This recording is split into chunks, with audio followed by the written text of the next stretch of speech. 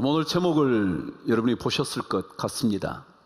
제가 한번 그 제목을 읽어드릴 테고 여러분도 함께서 읽어보실 수 있게 되기를 바랍니다. 하나님께 어둠은 결코 어둠일 수 없다. 시작. 하나님께 어둠은 결코 어둠일 수 없다. 여러분, 말이 되나요? 논리적인가요? 논리적으로 딱 들어맞나요? 어둠이 어찌 어둠일 수 없습니까? 어둠은 어둠이지 어둠이 아닐 수 없지 않나요? 그런데 이 명제 앞에 한 중요한 단어가 적혀져 있음을 알고 있죠. 그게 뭐라고요? 하나님께 라는 겁니다. 그렇습니다. 하나님께는 어둠이 어둠일 수 없습니다. 아무리 짙은 어둠이어도 하나님께 오기만 하면 그 어둠은 어둠일 수 없습니다. 이 이야기를 들으시면 다 아는 이야기일 겁니다. 요셉의 이야기 말이죠. 사랑받던 아들 하나가 형제들의 미움을 받아 이국 땅에 팔려갑니다. 머나먼 이국 땅에 팔려갔으니 아니 언어도 어쩌면 알지 못했을 그의 삶은 노예밖에 없었습니다. 그 노예의 삶 어떤 생각이 드시나요? 어둠인가요? 아니면 빛인가요? 당연하죠. 어둠이죠. 노예로 팔려간 그의 삶, 그래도 정직과 성실로 인정받기 시작했지만 정직과 성실의 결과는 또다시 감옥이었습니다. 어둠입니까? 빛입니까? 감옥에서 성실함을 또다시 인정받고 멋진 꿈의 해석으로 말미암아 살아나게 된 술 맡은 관원장은 요셉을 까마득히 잊어버립니다. 만일 기억만 해 주었더라도 요셉의 인생은 빛으로 거듭났을 텐데 감쪽같이 잊어버렸습니다. 어둠입니까? 빛입니까? 다니엘의 세 친구 마찬가지입니다. 그들의 믿음의 정절을 지킨 결과는 뜨거운 풀무불이었습니다. 어둠입니까? 빛입니까? 금신상에게 절하지 않음으로 말미암아 사자굴에 던져진 다니엘은 또한 어떻습니까? 빛입니까? 어둠입니까? 근데 여러분, 이 스토리를 다 아시지 않습니까? 그 수많은 어두움, 막막함, 아무리 내다봐도 아무것도 보이지 않는 그 상황이 어둠이었습니까? 빛이었습니까? 여러분, 하나님께는요 결코 어둠이 어둠일 수 없습니다. 하나님께는 아무리 짙은 어둠이라 할지라도 빗줄기 하나만 들어오면 밝혀지는 빛입니다. 그래서 시편 139편 12절은 이렇게 기록하고 있습니다. 한번 읽어보시죠. 시작. 주에게서는 흑암이 숨기지 못하며 밤이 낮과 같이 비추이나니 주에게는 흑암과 빛이 같다는 겁니다. 그러니 하나님께는요 어둠을 어둠이라 말할 수 없죠. 어둠이 뭐와 같은데요? 빛과 같은데. 어둠이 빛인데. 그럼 우리는요 겉으로 보이는 것만 보고 살잖아요. 그래서 저게 어둠이면 어둠이라 말하잖아요. 근데 하나님은 그렇지 않아요. 어둠을 보고도 빛이라 그렇게 말해요. 깜깜한 어둠을 보고도 아니야, 저건 빛이야. 여러분, 뭐라고 대답하실래요? 아멘 하실래요? 하나님 말도 안 되는 소리 하지 말아요. 어둠이 어둠이지 어떻게 빛이에요? 그러실래요? 여러분, 신앙은요 어둠을 보고도 하나님께서 빗줄기 하나만 비치시면 저 어둠은 아무것도 아니야. 우리가 반드시 믿어야 하는 것은 바로 이겁니다. 아무리 우리에게 어둠이 찾아온다고 할지라도 하나님 앞에 이 어둠이 다가가기만 하면 빛으로 바뀌어 버린다는 것, 아니 빛이라는 것이 어둠과 함께 오고 있다는 것. 그래서 어둠은 더 강한 하나님의 빛 앞에 아무것도 아니라는 사실 믿어야 합니다. 노아의 홍수가 끝이 아니듯 그 홍수 끝에 무지개가 우리 앞에 떠오르듯 홍해라는 거대한 바다는 하나님 앞에 아무것도 아니고 홍해가 끝이 아닙니다. 그 검푸른 바다 홍해가 끝이 아니라고요. 그 앞에 주저앉아 통곡할 이유가 아무것도 없다고요.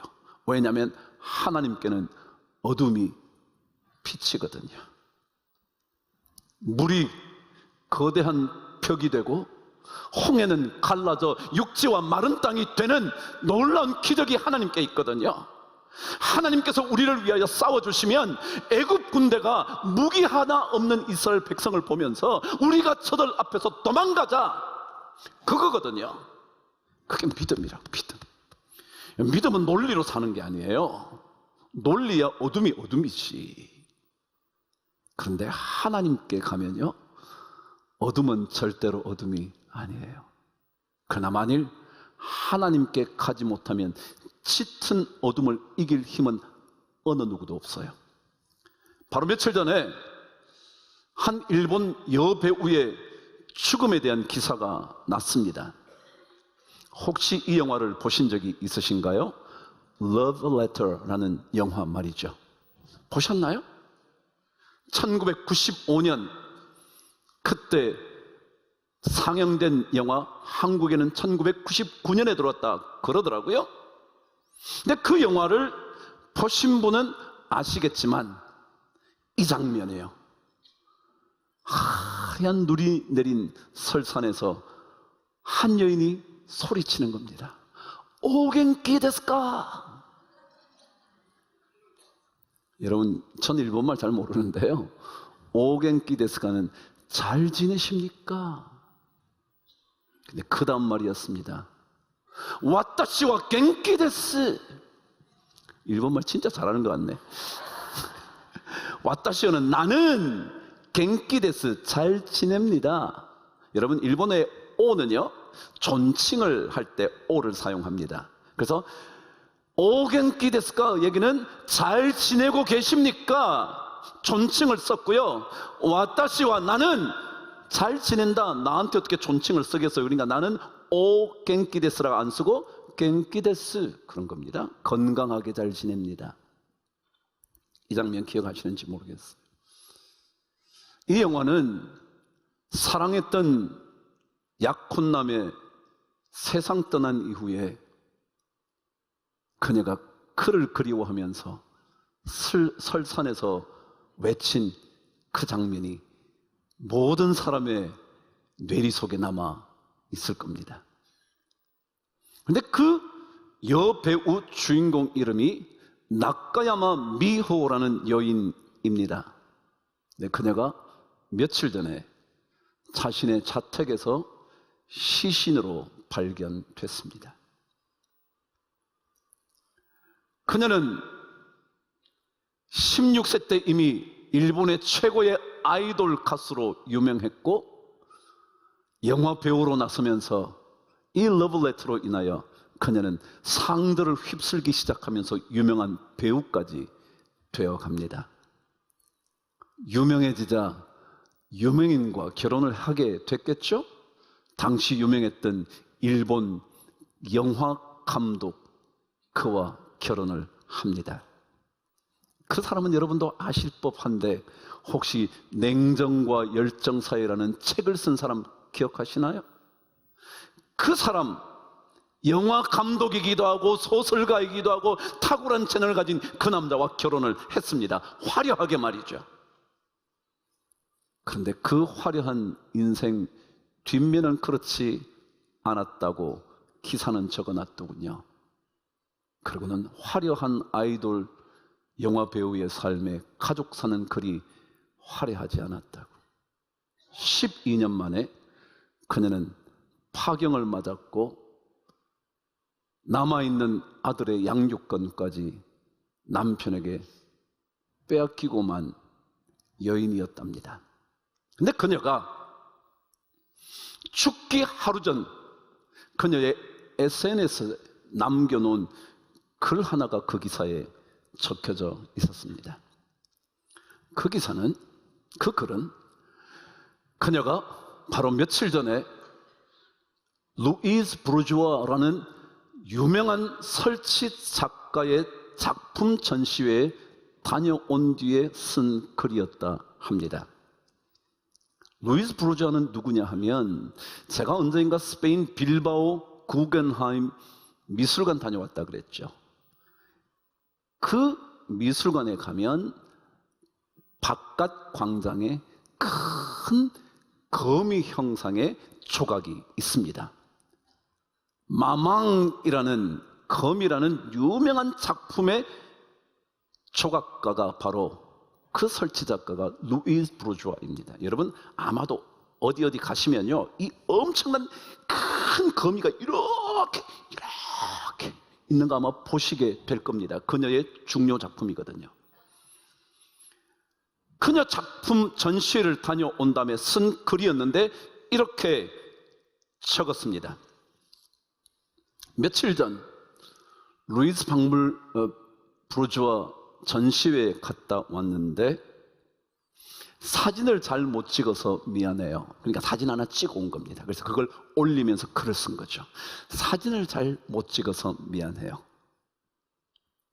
근데 2, 3일간 저는 마음이 찢어질 듯 아팠고 같이 간 친구에게만 이야기할 수 있었어요. 라는 글이었습니다. 그런데 그녀가 올려놓은 루이즈 브루주아의 작품 사진이 뭐였냐 하면, 루이즈 브루주아가 손수건에 자수를 새겨서 영어로 써놓은 글, 그 작품이었습니다. 글이 크지 않은 작품인데 그 손수건에 뭐라고 자수로 되어 있었냐 하면, 한국말로 그대로 옮기면 나는 지옥에 다녀왔어. 내가 너에게 말해줄 게 있는데 그 지옥이 너무 좋았어. 라는 글귀였습니다. I have been to hell and back. 지옥에 갔다가 되돌아왔다는 거예요. And let me tell you, 내가 너에게 말해줄 거 있어. It was wonderful. 여러분, 지옥을 보고요, 그 여자가 너무 멋지다는 거예요. 그 사진을 찍고 그 작품을 본 나카야마 미오는 죽음을 선택하고 생을 마쳤습니다. 여러분, 세상에 어두면요 이기기 어렵습니다. 간단한 어둠이야 툭툭 쳐버리면 될지 모르지만, 어떻게 찾아온 어둠의 그늘은요 우리가 벗어날 수 없을 만큼 강력합니다. 지옥이 아름답다고요? 그래서 마침내 그 지옥을 선택하게 된다고요? 아무리 화려해도요, 우리 인생 어둠에 사로잡히면 어둠 못 벗어납니다. 아무리 유명해도요, 아무리 모든 상을 휩쓸어도요, 아무리 모든 것을 갖춘 인생이어도요, 인생에 어둠이 들어오면요 절대 못 이깁니다. 마침내 그녀는 그런 글 하나를 봅니다. 여러분, 루이즈 브루주아라는 여인은요 어릴 때 아버지에게 받은 상처 때문에 평생을 그 트라우마에서 벗어나지 못한 여인이었습니다.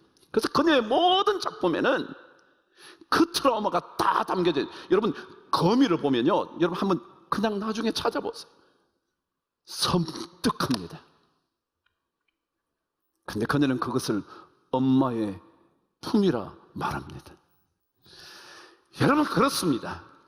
어둠이요 아무것도 아닌 것 아니잖아요.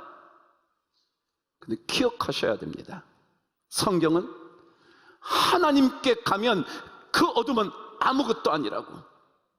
왜냐고요? 하나님은요, 어떤 것도 하실 수 있거든요. 하나님의 사자가 구름 기둥을 이쪽으로 옮기면 저쪽에는 구름이고요, 흑암이고요, 이쪽에는 밤이 밝음으로 저쪽이 이쪽에 가까이 할 수 없게 되는 놀라운 일들이 하나님께만 있거든요. 하나님 아니고서는요, 그 어둠에서 빠져나올 수 없거든요. 근데 하나님이 계시면 저쪽의 어둠이 절대로 이쪽으로 가까이 오지 못하거든요. 그것만인가요? 하나님은 큰 통풍을 불어와요. 그러고는 물을 갈라요. 그 물이 벽이 되도록 만들어요. 그리고 마침내 그 바닥이 마른 땅이 되도록 만들어요. 그것만인 줄 아세요? 오늘 성경 참 이상한 표현이 있어요. 하나님께서 병거의 바퀴를 벗긴대. 여러분, 하나님이 뭔 병거 바퀴를 벗겨요? 그런데요, 하나님의 역사가 일어나면 갑자기 바퀴가 비틀비틀하다 빠져버리는 거예요. 여러분, 그럴 수 있지 않을까요? 옛날 병거가 요즘 전차도 아닌데요, 잘 점검해 둬야 되는데 갑작스럽게 뒤따라가게 된 애굽의 군대의 병거가 제대로 점검 안 했다면 가다가 빠질 수 있지 않겠어요? 여러분, 하나님의 놀라운 역사가 일어나면요, 우리 앞에 홍해는 그들에게는 어둠이지만 우리에게는 빛이라 그 어둠이 절대로 못 와요. 어제 책 한 권 읽었어요. 그 책의 제목은 Power in Praise. Praise가 뭐예요? 찬양한다는 거예요. 찬양. 근데 이 단어는 원래 감사한다는 단어와 똑같은 단어예요. 그래서 감사와 찬양, 제가 찬양을 좋아하는 이유, 그 감사거든요. 감사. 그러니까 감사와 찬양, 그 속에 담겨져 있는 Power in Praise. 그 책에는 이런 얘기 하나가 적혀져 있었습니다. 한 여인에게 남편이 있었는데 알코올 중독이었습니다. 여러분, 알코올 중독 쉽게 해결할 수 있나요? 아니요. 밥은 못 먹어도 술은 마셔야 되는 게 알코올 중독입니다. 아무것도 안 먹어도요, 깡소주를 몇 병을 마실 수 있는 게 알코올 중독입니다. 이 여자가 진짜로 기도하고 기도는 세월이 지나도 안 되는 거예요. 마침내 그녀가 포기해야지, 나 안 돼. 근데 어느 날 교회에서 설교를 듣는데 목사님이 그러라는 거예요. 감사하라고. 여호와를 기뻐하고 감사하라고. 그러면서 덧붙이기를, 어떤 상황에 대해서도 그것을 그냥 감사하라고. 근데 가만히 생각해 보니까 남편 알코올 중독인데 감사할 수 있나요? 없잖아요. 그래서 자기가 생각해 보니까 한 번도 자기는 남편 때문에 감사 기도를 해본 적은 없다는 거예요. 예를 들어 이런 기도는 했다는 거죠. 우리 남편 알코올 중독에서 빠져나오게 해 주옵소서. 하나님, 이 남편 다시 살려주시옵소서. 이 기도는 했는데 감사 기도는 한 번도 해본 적이 없다는 거예요. 그래서 목사님 말을 듣고, 자, 이제 끝이니까 마지막으로 나 감사 한번 해봐야지. 하나님, 내 남편 알코올 중독인 것 감사합니다. 여러분, 이럴 수 있어요? 근데 여러분, 한번 생각해 보세요. 하나님께 제가 뭐라 그랬어요? 어둠이 뭐라고요? 빛하고 똑같다고요. 그럼 알코올 중독이라는 어둠이 빛하고 똑같아요? 안 같아요? 똑같죠. 그럼 뭐 해야 되죠? 감사해야죠. 그럼 뭐라 그랬냐면, 그동안 의사가 이 알코올 중독을 고치지 못한 것 감사합니다. 왜요? 못 고쳤으니까 이게 누구만 고칠 수 있어요? 하나님만 고칠. 그러니까 빛인 거예요. 하나님, 어떤 금주 단체도 못 고친 것 감사합니다. 이 알코올 중독 남편을 저에게 주신 것 감사합니다. 말도 안 되는 얘기 한 거예요. 제가 여러분 처음에 제목을 뭐라 그랬어요? 말이 된다 그랬어요? 안 된다 그랬어요? 안 되죠. 어둠은 어둠이지 무슨 어둠이 결코 어둠이 아니라고요. 그럴 수 없다고요. 자기가 감사했다. 계속 이제껏 한 번도 드려보지 못했던 그런 기도, 감사를 했다는 거예요. 그전에는 계속 남편 구해달라고, 살려달라고, 우리 가정이 어떻게 되면 어떻게 되냐고 계속 그 얘기만 했는데, 하나님, 내 남편 알코올 중독 감사합니다. 의사가 못 고친 것 감사합니다. 금주기관이 고치지 못한 것 감사합니다. 계속 감사했다. 그런데 얼마 지난 다음에 남편이 갑자기 그러더래. 당신 믿는 예수 나도 한번 믿어볼까? 그러더래. 그러고 난 다음 남편이 변화됐대. 여러분, 신앙생활은요, 이성적으로 끝낼 수 있는 문제가 아니라고요.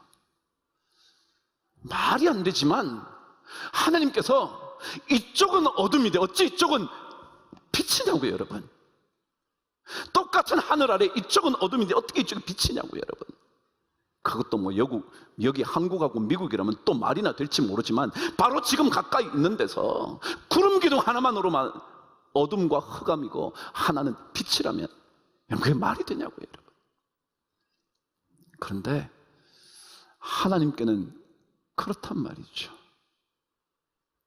그래서 신앙의 삶은 가면 갈수록 이 어둠 속에 하나님이 있어야 된다. 그거 없으면 나머지 모든 것들이 갖추어져도 어둠을 못 이긴다. 여러분, 이스라엘 백성의 출애굽 때 9번째 재앙이 뭐였냐 하면요, 흑암의 재앙이었습니다. 흑암의 재앙이었는데 그 흑암의 재앙을 만났던 그때 이스라엘 백성이 있었던 데는 빛이 있었다고 기록하는데, 출애굽기 10장 저와 함께 가볼게요. 23절 한번 읽어보실까요? 그동안은 사람들이 서로 볼 수 없대. 자기 처소에서 일어나는 자가 없는데, 시작, 온 이스라엘 자손들이 거주하는 곳에는 뭐가 있었다? 빛이 있었다. 이런 빛이 있으면 사는 거예요. 하나님의 빛이 있으면 살아나는 거예요. 그러나 만일 하나님의 빛이 없으면요, 화려한 인생의 주인공이어도 목숨 끊고 말아요. 지옥이 아름답다며 그곳으로 가버리고 마는 거죠.